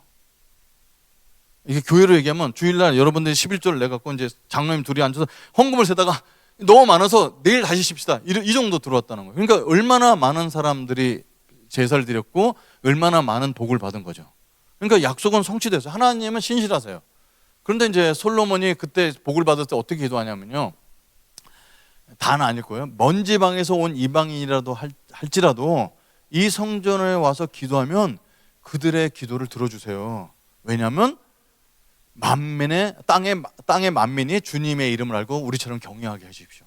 솔로몬이 지혜로웠던 사람이고 하나님 뜻을 알았던 사람입니다. 여기가 이스라엘의 하이포인트, 최고 영적으로 뛰어났던 때였습니다. 근데 솔로몬 때서부터 실패를 하게 됩니다. 그죠? 그의 아버지 다윗이 여호와를 온전히 따름과 같이 따르지 아니하고 왜? 그의 이방인 여인들을 위하여 성전을 짓기 때문에. 여러분 성전을 지었을 때는 3만 명을 뽑아서 2만 명을 쉬게 하고 10,000명씩 돌아가면서 일을 시켰어요. 여러분 이런 공무원 괜찮지 않아요? 월급은 계속 받는데 1년 일하고 2년 쉬는 거예요. 그러니까 솔로몬을 다 칭찬을 했죠. 사람을 너무 고되게 노역하지 않고 성전을 완성한 다음에 자기 궁전을 완성하고. 그런데 이제 그 당시에 저는 솔로몬이 부인이 1000명이었다는 것은 그 사람이 여자를 그렇게 밝혀서 이렇다고 보다는 이게 힘으로 점령할 나라는 쉽게 점령할 나라는 점령해버리고 애국같이 큰 나라는 점령이 안 되니까 정략 결혼을 하냐고 주변에 있는 정략 결혼해서 공주들을 다 데리고 오는 거죠. 근데 그들이 자기 신까지 와서 왜 나는 궁전이 없어? 짓기 시작하니까 예루살렘이 완전히 빚더미로 건축물로 나면서 예루살렘이 악하게 되는 겁니다. 근데 솔로몬이 실패를 하게 됩니다. 그래서 왕의 실패한 얘기가 계속 열왕기상하, 역대상하. 열왕기상하는 이스라엘이 포로로 끌려간 다음에 생각하는 거예요. 아니 예전 고대에서는 전쟁에서 지면은 누가 졌냐면 우리가 전략에 실패해서 졌다기보다는 우리가 섬기고 있는 신이 졌다고 생각하는 거예요. 아니 우리를 부르시는 하나님은 천지를 지으신 분이 어떻게 실패를 하지? 말이 안 돼. 근데 열왕기상하를 통해서 써서 알려주죠. 하나님이 실패하신 게 아니고 너희들이 율법을 지키지 않았기 때문에 멸망당한 걸 깨닫게 하십니다. 역대상하는 돌아와서 너희들이 다시 여호와를 섬기면 회복시켜 준다는 게 역대상하니까 똑같은 왕 얘기지만 초점이 좀 다르죠. 그래서 이방 신을 살피면서 왕들이 실패한 얘기를 쭉 적어 놓았는데 왕들 실패한 것까지는 그렇다 치는데 하나님께서 맨 마지막까지 최후로 부르는 사람이 선지자입니다. 요나입니다. 요나 선지자는 우리가 이게 너무 애들 주일학교 때 많이 알고 이런 얘기잖아요. 그러니까 저 사람은 그냥 무슨 뭐 고래뱃속이나 들어왔다 놨다 이런 사람 같은데 사실 그렇지 않습니다. 저 사람은 굉장히 탁월한 사람이죠. 그래서 왕 옆에서 여로보암 2세 때 칙사처럼 있던 사람이고 암미떼 아들 요나. 그래서 하나님 말씀이 임합니다. 이제 선지자까지 임했다는 것은 최후의 경고죠. 야 요나야 너 가서 니느웨에 성 가서 복음 전해. 니느웨는 자기를 멸망시키기 직전에 남아있는 아수르의 수도죠. 안 갑니다. 왜 안 갔을까요? 저는 이게 일본과 한국 관계 이렇게 생각했어요. 아 일본 원수 나라니까 안 가야지. 그 정도인 줄 알았어요. 그 또 한 가지는 무서우니까. 여러분 저는 이렇게 영국 대형박물관 한번 가갖고 거기에 고대 문물을 보는데 아수르 게 많이 남았어요. 왜 아수르 게 많이 남았지? 오래됐는데 모래에 묻혀있다 발견돼서 많이 발견된 거죠. 거기 보면 다 왕들이 사자를 죽이는 게 사자를 몇 마리 죽였냐에 따라서 용감합니다. 그러니까 아수르의 신조는 뭐냐면 잔인할수록 위대한 왕이에요. 그러니까 이제 아수르 민족이 되게 잔인하기 때문에 무서워서 안 갔나? 근데 그런 건 아닙니다. 요나는 이제 안 간 이유가 있죠. 자, 요나 암미떼 아들 요나에게 하나님 말씀이 임했는데 니느웨로 안 가고 다시스로 갑니다. 마침 요바에 가서 배를 타고 다시스로 가요. 다시스가 그 당시에 이제 서반하니까 땅의 끝으로 도망가는데 하나님께서 광풍을 만나게 하시죠. 광풍. 사람들이 막 광풍 치니까 이게 보통 광풍이 아니야. 그래서 거기에 배 탄 사람들이 각자 자기의 신께 부르짖어 살려달라고 합니다. 근데 기도해야 될 요나가 기도를 안 하고 배 밑에 들어가서 깊은 잠을 잡니다. 선장이 지나가다 넌 뭐냐 그랬더니 너 신께 기도해봐라. 혹시 살려줄 줄 아냐? 근데 요나는 기도 안 하죠. 그러고 나서 너무 요동치니까 이게 누구 죄 때문에 그렇지? 그 죄비를 뽑습니다. 요나가 죄비를 뽑힙니다. 요나한테 너는 무슨 죄를 짓고 왔냐 그랬더니 난 천지를 지으신 여호와 하나님의 종인데 그의 말을 순종하지 않고 가기 때문에 이런 재앙을 만나게 된 거다. 그럼 너를 어떻게 했으면 좋겠냐 그랬더니 물에 던지라. 여러분 제가 온누리교회 가서 강의하다 보니까 온누리교회는 타이틀이 뭐냐면 선교에 목숨 건 교회예요. 근데 요나는 선교 안 하기로 목숨 걸은 사람입니다. 그러니까 죽이라는 거예요. 선교 안 할 테니까. 그러니까 사람들이 착해서 직접 요나를 못 던지고 더 살아가려고 버티다가 안 되겠다. 그래서 모든 사람이 여호와께 부르짖어 가라사대 이 피를 우리에게 돌리지 마시옵소서. 그리고 요나를 물속에 던집니다. 그러니까 물이 잠잠해지죠. 세상은 이렇게 사람이 자살하고 이러면 끝날 것 같은데 안 죽어요. 문제 큰 물고기 자기를 먹었는데 이게 산 것도 아니고 죽은 것도 아닌 상태로 요나서 2장을 만나게 됩니다. 여러분 이게 누가 보면 동화책에 고래에서 불 쬐고 있는 이런 거 그런 거 아니죠. 해초가 머리를 삼고 자기가 반쯤 소화되고 있는 상태인데 요나는 회개하지 않고 거기서 뭐라고 했냐면 알았어요. 구원은 여호와께로 말미암습니다. 이 고백합니다. 그러니까 구원하려면 구원하세요. 그래서 고래가 뱉어내. 제가 지리적으로 좀 계산해 봤는데 거기까지 걸어가려면 7일 걸리는데 고래를 타고 가서 3일 만에 갑니다. 자, 그래서 가갖고 니느웨 성 가서 반쪽짜리 복음을 전하죠. 60일 뒤면 너희들 멸망할 것이다. 고단 복음 뭐냐면 너희들이 여호와께 돌아서 회개하라는데 그 얘기는 안 합니다. 그리고 여의도 면적이 7배 되는 데를 한나절에 복음 전에 끝납니다. 그렇게 전할 수가 없죠. 근데 사람들이 어마어마한 게 왕까지 베옷을 입고 회개합니다. 이게 요나의 기적입니다. 여러분 예수님께 와서 사람들이 와서 야 기적을 보여줘, 표적을 보여줘. 그때는 난 요나 표적 외에는 보일 것이 없다고 그래서 요나의 표적은 대표적으로 예수님이 죽으셨다가 3일 만에 죽음에서 나오신 고레 뱃속에서 나온 요나의 모습이랑 비슷할 수 있는데 그것도 1차적인 의미가 있지만 이스라엘에게 복음을 전했는데 그렇게 복음을 듣지 않는데 지금은 대한민국 사람, 일본 사람, 중국 사람 중학교 들어와 있잖아요. 여러분 중국은 선교할 대상은 맞긴 맞는데 거기가 인구가 워낙 많으니까 15억이 넘는데 그 10%니까 1억 5천만 명이 크리스찬이에요. 우리나라 인구의 몇 배 되는 게 크리스찬이거든요. 그러니까 이게 요나의 교적인 거죠. 이게 니네 사람들이 하나님 모르는 사람인데 반쪽알이 복음에 대해서 반응을 하게 되는 겁니다. 근데 요나가 이걸 보고 나서 기뻤을까요? 슬펐을까요? 화가 납니다. 그래서 요나의 언덕이라는 곳에 지칭되는데 저는 아까 안 가봤습니다만 그 니느웨 성이 다 내려다보는 언덕 가서 화를 냅니다. 봐! 당신은 노하기를 더디하시는 분이니까 내가 알았기 때문에 안 갔잖아. 저들이 회개하면 화를 안 내시고 용서해 줄 걸 내가 알았기 때문에 안 갔다는 거예요. 하나님을 잘하는 사람이었어요. 근데 하나님은 아무 소리 안 하시고 이렇게 놔두십니다. 여러분들 요나는 전설에 의하면 대머리였다는 얘기가 있습니다. 그러니까 저는 이제 주일학교 설교하다가 재밌게 할 수 있는 방법이 없을까 하다가 혹시 고레 뱃속에서 살아온 사람에게 장사함을 찍어봤더니 있습니다. 영국에 지금부터 한 120년 전에 제임스 바틀리라는 사람이 고래 향후고래를 잡으러 갔다가 물에 빠졌는데 사람 못 건졌는데 고래 뱃속을 갈라보니까 거기서 위장 속에서 나오는 거예요. 근데 이 사람이 죽지 않고 살아갖고 이제 살다가 죽어서 그 사람 묘비명에는 고래 뱃속에서 돌아온 사람이라는 묘비명이 있다는 글을 보게 됩니다. 이 사람이 어떻게 생겼을까요? 위산에 다 녹아서 머리털은 하나도 없고 다 녹아 흘러내리는 거 얼굴이. 그래서 이 생각을 딱 떠오르면서 요나가 그때 반나절 복음을 엉터리를 전하고 갔는데 사람들이 어떻게 알았을까? SNS도 없었는데 그런 사람이 돌아다니면서 회개하라 이러면 얼마나 사람들이 와서 구경했을 거 아니에요. 저는 그렇게 생각했다 생각해요. 그래서 요나가 이제 일자리 대머리였다니까 햇볕이 뜨거운데 하나님이 박넝쿨하고 박넝쿨을 준비해서 시원하게 만드시죠. 그리고 벌레를 준비하셔서 이게 줄기를 깨물어 먹으니까 이제 그늘이 없어집니다. 근데 요나가 또 화를 냅니다. 이게 뭡니까? 그러니까 하나님께서 인자하심이 크시죠. 너가 화를 내는 것이 합당하냐? 그랬더니 죽기까지 화를 내도 합당합니다. 대답하죠. 그러니까 요나서는 1장, 2장, 3장 거기에 핵심 있는 것이 아니라 그거를 보고 나서 하셨던 하나님 말씀이 요나서의 핵심이죠.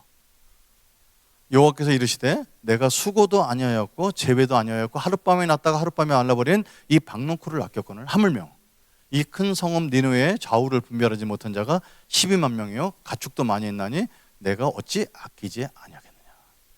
물론 학자들마다 해석이 좀 다르지만 좌우를 분별하지 못한다는 뜻은 어린아이를 얘기한다고요. 어린아이가 12만 명 가축까지 다 있는데 이게 죽는 게 마땅하다고 생각하냐? 그러니까 이스라엘은 자기 민족만 구원받아야 된다는 거죠. 여러분 탈무드가 너무 훌륭한 책이지만 우리한테 번역되지 않은 탈무드 내용이 많은 거 아시죠? 거기 보면 탈무드한테 랍비한테 가서 소년이 얘기합니다. 랍비님, 우리는 다 천국 가잖아요. 유대인들은. 그렇지. 근데 다 이방인들은 다 지옥 갈 텐데 왜 지옥 가는 사람들이 저렇게 더 많습니까? 랍비가 뭐라고 대답했을까요? 탈무드에? 야, 천국이 따뜻했으면 좋겠냐, 추웠으면 좋겠냐? 따뜻하면 좋죠. 그래서 지옥의 불 때문에 우리가 따뜻하거든. 그 다 저기 지옥의 땔감들이란다. 땔감이 많을수록 우리가 오래 따뜻하지 않겠냐? 그렇게 가르칩니다. 유대인들은 아직도 우리를 볼 때 지옥의 땔감으로 보는 구절이 남아있다는 거예요. 그러니까 이스라엘은 자기가 선민이고 다른 민족들은 멸망당해 싸다고 생각하는 거죠. 그게 왕들뿐만 아니라 선지자까지 간 것이 보여주는 것이 요나서입니다. 그죠? 하나님의 낭망하신 말라기 1장 2절에 여호와께서 이르시되 내가 너를 사랑하였노라 하나 너희는 이같이 주께서 이르기를 어떻게 우리를 사랑하셨어요? 이게 그래서 선지서 17권 중에 16권은 핵심은 뭐냐면 돌아오라는데 말라기는 우리 이혼하자, 그만하자 이렇게 얘기하십니다. 그래서 선지자들이 예언했던 게 본 게 있어요. 저기 보면은 어린 양이 고난당하는 모습을 이사야서에 봅니다. 미래는 저런 분이 오시나 보다. 그런데 또 불심판도 임합니다. 그게 여호와의 날, 말라기 4장 1절 보면 용광물 같은 어린 날이 임한다. 이거를 이제 뭐 사도행전 2장에 성령의 불이라 볼 수도 있지만 사실은 이제 계시록을 보면 넷째 날 불이 내려오죠. 그러니까 우리는 아직 불까지 경험은 안 한 거예요. 예수 그리스도는 경험했는데. 그래서 왜 그런가 봤더니 선지자들이 먼 데서 이렇게 하나님께 보여주시는데 뭘 봤냐면 이거 두 가지를 보는 겁니다. 십자가하고 불을 동시에 봐요. 멀리. 그러니까 이분들은 보는 대로 예언을 하는데 제가 이 산을 살짝 옆으로 돌려보겠습니다. 앞에 초림, 예수님이 재림하셨던 십자가와 초림하신 예수님과 재림할 때 불심판을 임하는 것이 멀리서 보면 똑같이 보이기 때문에 예언을 하는 거예요. 근데 이 사람들이 몰랐던 거는 예수님의 초림과 재림 사이에 교회 시대가 이렇게 길게 있을 거라는 걸 가려서 모르는 거죠. 그래서 여러분 지금 우리는 교회 시대에 이렇게 살고 있는 거죠. 이때는 마지막으로 이 주님의 나라가 임할 때까지, 주님이 재림할 때까지 선교하는 시대에 살고 있다는 것을 우리가 알 수 있습니다. 이게 이제 구약에 나타난 건데 마태복음에 아까 얘기했던 아브라함에게 주셨던 복을 똑같은 어순을 가지고 군장 구조를 가지고 말씀하십니다. 너희는 가서 모든 족속 민족을 제사를 삼아 아버지 아들과 성령의 이름으로 세례를 베풀고 내가 너에게 분번 모든 것을 가르쳐 지키게 하라. 세상 끝날까지 너희와 항상 함께 있으리라. 자, 문장 구조가 똑같아요. 아브라함에게 주셨던 말씀과 그러면 이제 모든 족속 올 네이션은 똑같아요. 복이 없어졌잖아요. 복이 신약에 온 복이 어떻게 되냐면 임마누엘 하나님, 예수 그리스도가 우리 함께 하는 것이 복입니다. 예수 그리스도가 함께 하시는 거죠. 그래서 여기서 이제 뭐 헬라어를 보면은 본동사는 하나밖에 없어요. making disciple, 제자를 삼으라. 나머지는 by going, 감으로, by baptizing, 세례를 줌으로. 그다음 또 뭐죠? 가서 지키게 하나. by obeying, 그 순종하게 함으로. 그러니까 사실 제자 삼는 것이 선교의 가장 핵심인데 제자 삼는다고 그러면 또 우리가 오해할 수 있어요. 제자 훈련 13주 과정 이런 건데 사실상 제자 훈련은 그런 것이 아니라 예수 그리스도를 주인 삼아서 그게 순종해가는 영원한 삶을 얘기하고 있습니다. 자, 마태복음 선교가 나타나고요. 그래서 이제 선교의 주체는 성령님이십니다. 성령께서 사도행전 2장에 임하셔갖고 바벨탑을 쌀 때 언어가 갈라진 것을 통일시켜 주시죠.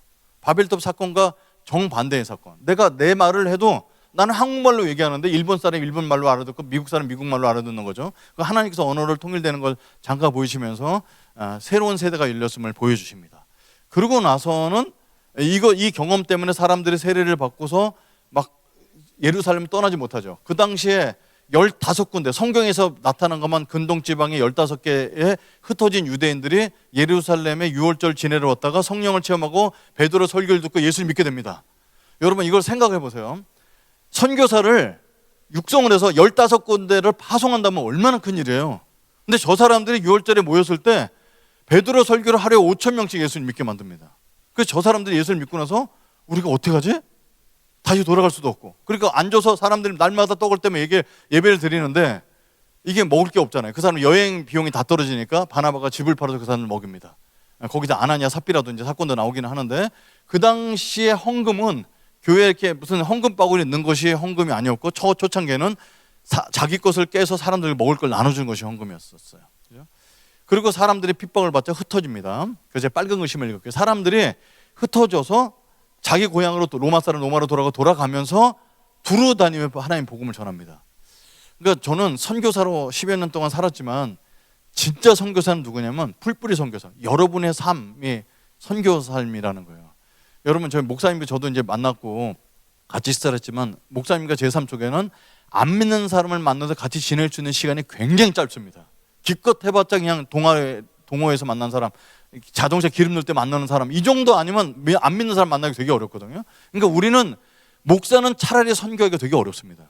근데 여러분들은 늘 안 믿는 사람에 둘러싸여 있잖아요. 이 사람들이 흩어진 사람들이 복음을 전하는 사람들이기 때문에 그 사람들은 뭐 지금 용어로 얘기하면 평신도기 때문에 안 믿는 사람들을 만나서 복음 전하기가 되게 쉬웠던 거죠. 그래서 이제 사울이라는 사람이 등장합니다. 사도 바울이죠. 사도 바울은 예수님을 박해한 적은 한 번도 없고 예수 믿는 사람을 박했는데 예수님이 뭐라 하냐면 야 사울아 누구십니까? 내가 박해하는 예수라. 예수님을 박해한 적은 한 번도 없지만 예수님을 믿는 사람을 박해하는 거 예수님을 박해한다고 그럽니다. 그리고 이 사람을 이방인들을 위해서 택한 그릇이라고 해서 아나니아에게 안술해서 눈 먼 것을 이제 껍질을 벗게 해주셔서 사도 바울이 이방인을 위해서 복음 전하겠죠. 근데 사도 바울은 굉장히 그 대단한 사람이었던데 이 사람의 신앙 고백은 처음엔 난 죄인 중에 괴수입니다. 그러다가 사도 중에 가장 작은 자입니다. 그리고 만삭되지 못한 자라고 얘기합니다. 그 만삭되지 못한 건 정말 만삭되지 못해서 태어났다는 것이 아니라 덜 떨어진 사람이라는 걸 계속 고백을 하는 거죠. 저는 사도 바울이 왜 저렇게 갈수록 더 심한 표현으로 자기를 어쩌면 비하하는 것처럼 얘기할까? 저는 사도 바울이 finishing well, 그러니까 사역을 처음부터 끝까지 망하지 않고 끝까지 잘 간 사람이 몇 살 안 되는 사람이거든요. 다윗도 중간에 범죄를 하잖아요. 많은 사역자들이 하다가 넘어지는데 끝까지 자기 인생을 잘 마무리한 사람 중에 대표적인 사람이 사도 바울입니다. 죽을 때까지 복음을 전하고 주님의 영광을 보다 죽었잖아요. 저 사람은 어떻게 그렇게 사람을 영향력을 미치고 이 모든 지역의 본도 빌라도 지역의 교회를 세우면서 모든 사람에게 이렇게 존경을 받는데 넘어지지 않고 끝까지 하나님 나라에서 올바로 살 수 있었을까 하는 건 자기에 대한 자각 인식이었다고 생각합니다. 자기의식. 내가 지금 아무리 능력 있는 설교를 하고 책을 쓰고 뭘 걸 다 한다 할지라도 나는 원래 흙에서 나온 존재라는 것을 잊지 않았다는 겁니다.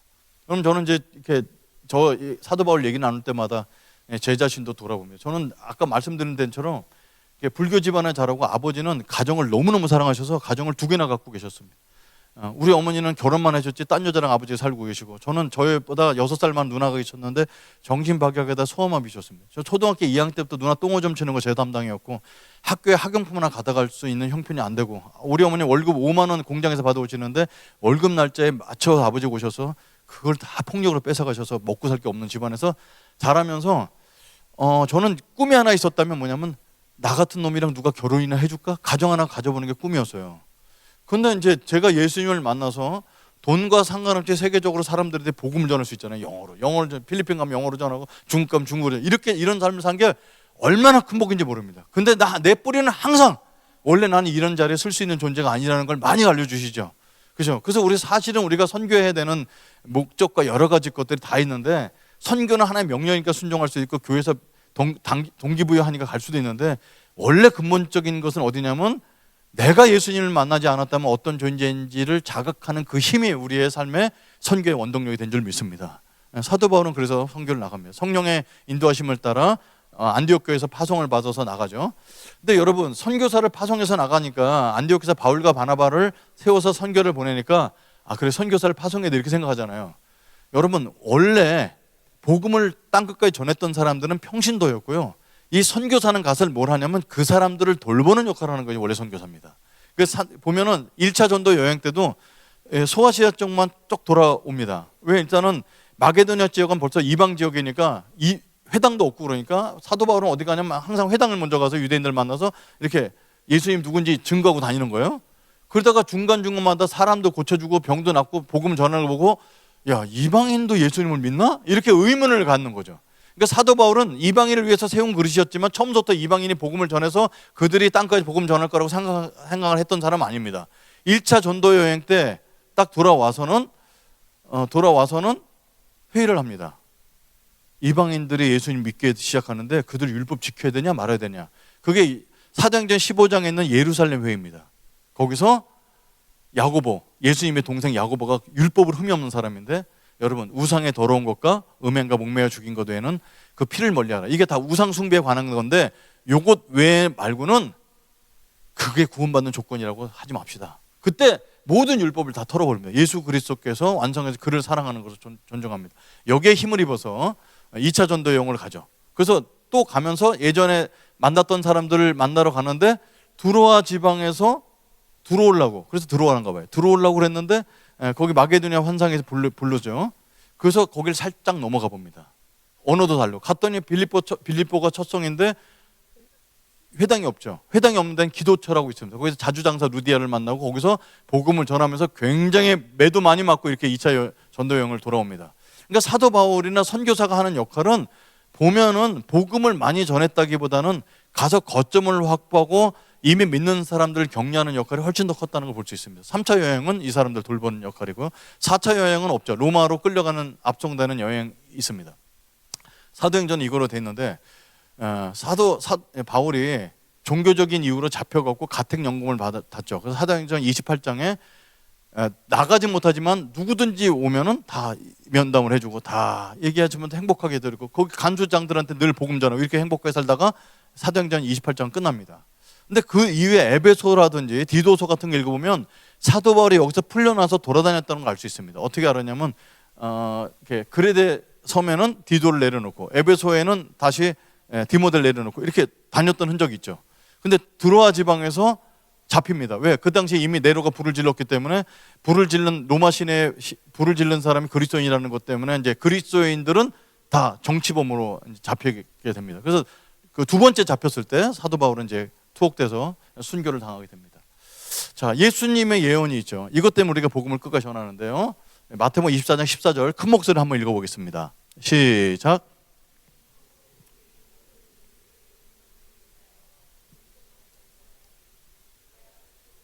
예, 첫째 기근도 있고 전쟁도 있고 다 있는데 언제 주님이 다시 오신다고요? 모든 민족에게 증언되면 다시 오신다는 이 말씀 때문에 우리가 끝까지 복음을 증거하고 있습니다. 세상에 우리가 아무리 노력한다고 해도 세상은 바뀌지가 않습니다.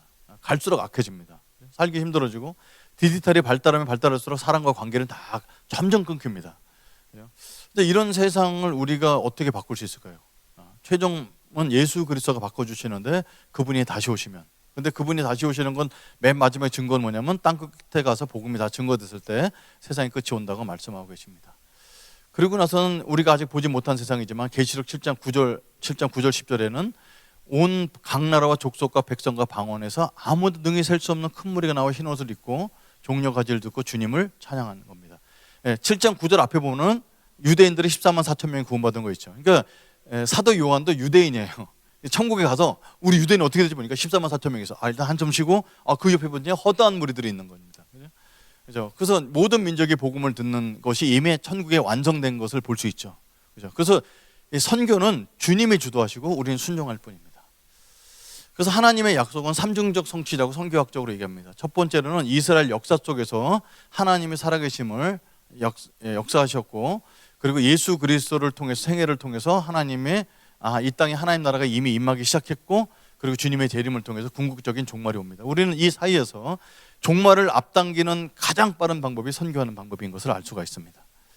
사도들은 어떻게 살았을까? 복받은 사람들, 예수님 믿어서 복받은 사람 어떻게 살았을까 봤더니요, 베드로는 기록이 없습니다. 근데 코바디스라는 소설에 보면 베드로가 십자가에 거꾸로 달려 돌아가셨다는 소설이 있을 뿐이에요. 근데 그건 사실인지 아닌지는 잘 모르지만 베드로는 아무튼 그렇게 순교했고요. 안드레는 소아시아에서 X형 십자가로 죽었고, 야고보는 아그리파에서 참수당하고, 빌립은 터키 히아레폴리스에서 순교했고, 바돌로메는 아르메니아에서 거꾸로 달려 순교했고, 도마는 인도에서 창 맞아 순교했고, 마태는 구스에서 목배임을 당하고, 알페의 아들 야고보는 성전 꼭대기에서 떨어져 순교하고, 유다는 페르시아에서 칼을 맞아 순교하고, 열심당원 시몬은 애굽에서 순교하고, 마띠아는 에디오피아에서 돌에 맞아 순교하고, 요한은 기름가마에 들어갔으나 죽지 않으니까 끌어내서 이제 밤모섬에 유배해서 살아있는 순교를 했다고 보고요. 13번째 사도인 바울은 네로 형 때 참수를 당합니다. 이 사람은 로마 사람이기 때문에 십자가를 죽이지 못하며 법적으로, 그래서 참수형으로 깨끗이 죽습니다. 여러분, 이게 복입니다. 제가 선교사를 했을 때 한 젊은 친구를 잘 꼬셔서 선교사로 데리고 왔습니다.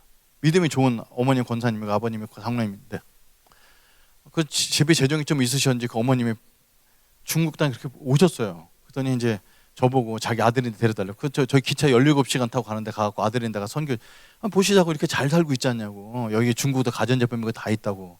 근데 그 권사님이 빈 공항에서 중국에서 쓰지도 못하는 수표 10만 원짜리 내 손에 쥐어주면서, 선교사님 부탁인데 제 아들 좀 놔주세요.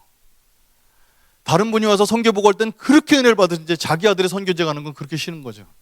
그게 왜냐면 예수님께 복 받으면 복 받아도 삶이 저러니까 우리는 이해가 안 되죠.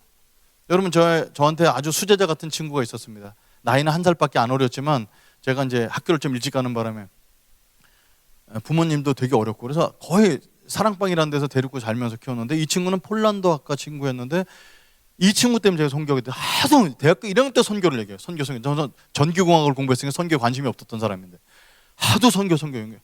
근데 이 친구는 선교지를 몇 군데 방문하더니 그냥 자기 은사는 무대 보러 가서 선교하는 것이 아니라 교수가 돼서 선교하는 게 좋겠다고. 그래서 공부를 열심히 해서 박사학위까지 받아서 결국은 남아프리카 공화국의 신학교 교수로 선교사로 갔습니다. 근데 6개월 만에 돌아왔어요. 얼굴이 노래져갖고. 그 왠지 황달에 걸린 것 같다고. 알고 봤더니 황달이 아니라 췌장암이었습니다.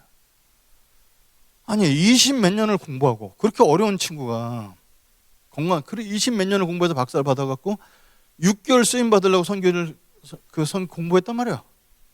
그래서 결국 뭐 한센병원 이런 데 가서 몇 번 치료하다가 8개월 만에 죽게 됩니다. 제가 그 유골을 묻을 데도 없어갖고 그 우리 교회 장로님, 전에 다니던 교회 장로님 그 할머니 옆에 구멍 뚫어서 그냥 이게 왜 이러냐는 거죠. 그냥 선교지에 가려고 다 준비해서 결혼하고 신혼여행 가는데 신혼여행에서 교통사로 죽은 부부도 만나게 됩니다.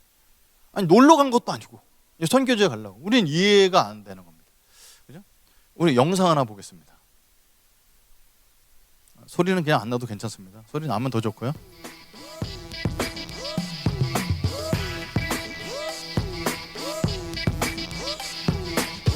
Really?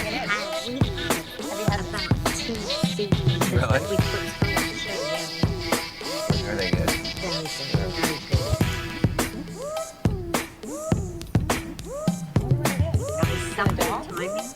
Yeah, someone did this. All right, D, you have 1 minute left. Here we go. What do you think it is? I Can't tell what it is. I don't know.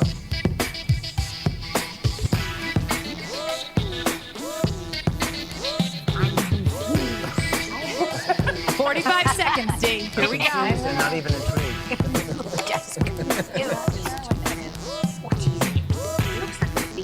Oh, now we got some color going on. Let's see. 30 seconds, D. Oh, you've seen some of these before. Come on, guys, we can figure this out. I honestly have no clue. Not a clue. I don't think you used much time. No! It looks like a pear. Like the tape. A potato. All right, it's coming down to the wire. 15 seconds, D. A pear. Come on! Give us a Five, Come on, come on. 3, 2, 1. Let's hear it for D. Weststreet. Okay, There we go. 제가 알기로는 저 사람이 그림을 거꾸로 그린 최초의 사람입니다. 그 다음부터는 저런 그림이 많이 나와요. 사회자를 그린 거예요. 사회자, 남자분이 사회자예요. 제가 이제 영상 보다가 그냥 저거 일반 세상적인 영상인데 힌트가 왔죠. 우리가 이 땅에 살면서 왜 우리가 그런 삶을 더 살아야 되는지는 모릅니다. 왜 선교사가 그렇게 평생 준비해서 6개월밖에 선교를 못하고 와서 췌장암으로 죽어야 될지 우리는 모릅니다. 근데 주님이 다시 오시면 세상이 확 뒤집어지면서 이렇게 알게 되는 거죠. 그래서 우리는 주님께 순종할 뿐입니다. 선교만큼 미련한 게 없습니다. 사실은 그 많은 돈을 들여갖고 가갖고 그 안 되는 언어로 표현해갖고 그 사람들한테 같은 한국말로 해도 잘 안 되는 걸 그렇게 한다고 돈 들여서 얼마나 미련한 겁니까? 근데 우리는 왜 하나님께 우리에게 다른 문화를 가서 복음 전하지 알 수 없죠.